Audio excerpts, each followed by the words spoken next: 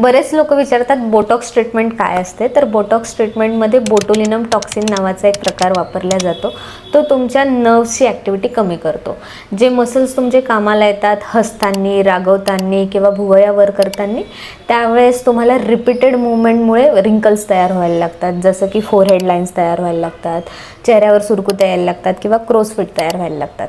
तर ह्या बोटुलिनम टॉक्सिनच्या इंजेक्शननी आपण ती मसल ॲक्टिव्हिटी कमी करतो आणि तुमचे जे रिंकल्स आहेत ते कमी दिसतात. आता ह्याचा इम्पॅक्ट जो आहे तो परमनंट नाही आहे, तुम्हाला 3 ते 6 महिने हा टिकू शकतो.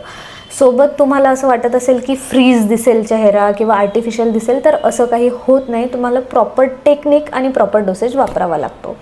आता त्याच्यासोबत अजून काही मेडिकल रिकमेंडेशन्स आहेत ज्याच्यामध्ये की बोटॉक्स वापरला जातो. जसं की हायपरहायड्रोसिस, तुम्हाला हातापायांना खूप घाम येत असेल किंवा बगलेत खूप घाम येत असेल आणि वास येत असेल तर तिथे वापरला जातो. किंवा मग मॅसेटर रिडक्शन, ज्या लोकांमध्ये मॅसेटर खूप मोठं आहे ना, ते रिड्यूस करण्यासाठी सुद्धा वापरलं जातं. अशाच कंटेंटसाठी मला फॉलो करा, लाईक करा, शेअर करा. थँक्यू.